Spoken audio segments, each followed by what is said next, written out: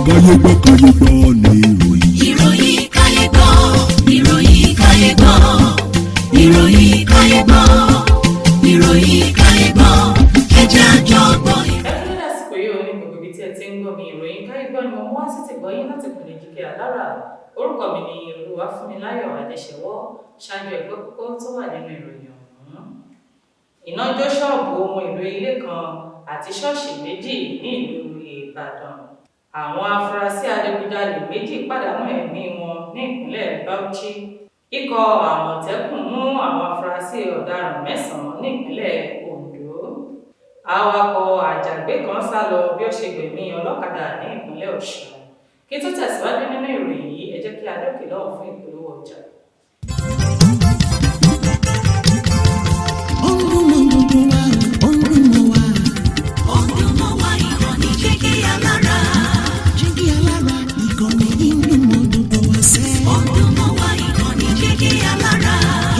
Ètò tó wà ní lọ́yẹ̀ wà ń bẹ̀. Ọdún mọ́ wá ìkànnì Jígí Alára. Ìròyìn lóríṣiríṣi tàbí mọ bó ṣe ń lọ láwùjọ.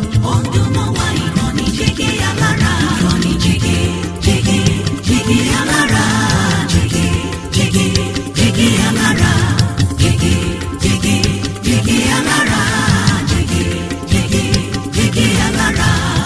Ìkànnì Jígí Alára 24 bàbá gbogbo.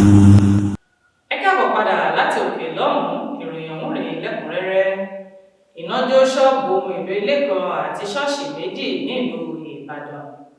Iná tó jó ní ọjọ́ Ìṣẹ́gun Tuesday ló ti jó ilé ìjọsìn méjì àti ṣọ́ọ̀bù ohun èlò ilé kan ní agbègbè Fẹ́lẹ́lẹ̀ ní ìlú Ìbàdàn, tí ó sì bà ẹgbẹ̀lẹ́gbẹ̀ mílíọ̀nù dúkìá jẹ́, ṣùgbọ́n wọ́n ní kò sí ẹ̀mí tó bá ìṣẹ̀lẹ̀ náà lọ. Gẹ́gẹ́ bí ẹnìkan ṣe sọ, ó ní òun gbóríyìn fún àjọ panápaná bí wọ́n ṣe tètè kápá iná náà kí ó má bàa jójú bí ó ṣe yẹ lọ. Adarí àgbà fún àjọ panápaná ní ìpínlẹ̀ Ọ̀yọ́, Yẹmí Akínyínká, fìdí ìjàmbá náà múlẹ̀ gẹ́gẹ́ bí ó ṣe sọ pé ilé ìjọsìn méjì, Redeemed Christian Church of God àti New Covenant Parish pẹ̀lú ṣọ́ọ̀bù ohun èlò ilé kan ní ọwọ́jà iná náà dé, tí ó sì ní ohun gbogbo ti wà létò padà. Àwọn afurasí adigunjalè méjì pàdánù ẹ̀mí wọn ní ìpínlẹ̀ Bauchi. Ikọ̀ ọlọ́pàá ti ìpínlẹ̀ Bauchi ti fìdí ikú ènìyàn 3 múlẹ̀ tí wọ́n ní nǹkan ṣe pẹ̀lú ìdigunjalè. Alukoro fún iléeṣẹ́ ọlọ́pàá nípínlẹ̀ náà, Ahmed Wakil, tó fìdí ìṣẹ̀lẹ̀ náà múlẹ̀ ní ọjọ́ Ìṣẹ́gun Tuesday, ṣàlàyé pé àwọn ọlọ́pàá tó wà ní ìjọba ìbílẹ̀ Misua ló gba ìpè pé wọ́n rí òkú kan ní agbègbè Agwaluma ní ìlú náà. Ó ní àwọn rí òkú tí wọ́n gé ní ọrùn nígbà tí àwọn débẹ̀, tí àwọn sì gbé lọ sí ilé ìwòsàn General ti Misau.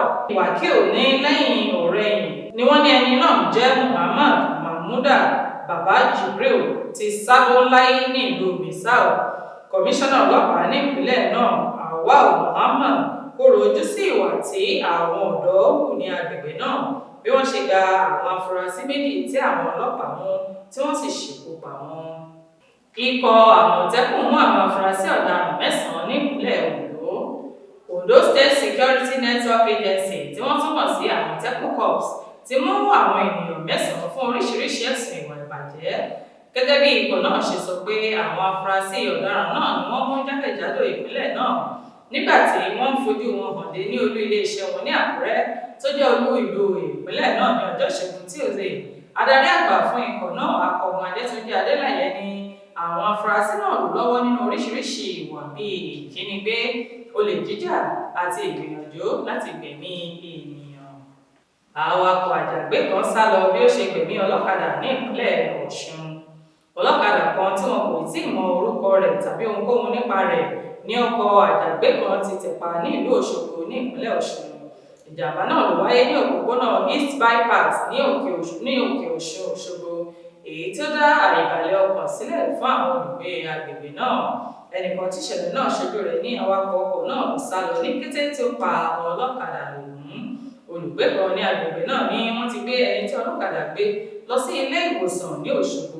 Agbẹnusọ fún iléeṣẹ́ ọlọ́pàá ní ìpínlẹ̀ náà, Yẹmisí Ọ̀pálọ́lá, ní ẹ̀ka tó ń rí sí ètò ìrìn ọkọ̀ ti rí sí ìṣẹ̀lẹ̀ náà, tí ó sì fìdí rẹ̀ múlẹ̀ pé ẹnìkan pàdánù ẹ̀mí rẹ̀. oníjọba ìlọ lórí ìròyìn káyé gbọ́ fún títì ní orúkọ mi lẹ́ẹ̀kan sí olùwà fún mi láyọ̀ àdéṣèwọ́ láti kàn ní Jígí Alára káfíńrè pàdé o.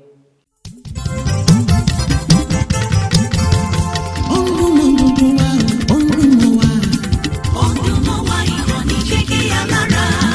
Jígí Alára ìkànnì ìlú mọ́dúndún wá sẹ́. Ọdún mọ́ wa ìkànnì Jígí Alára.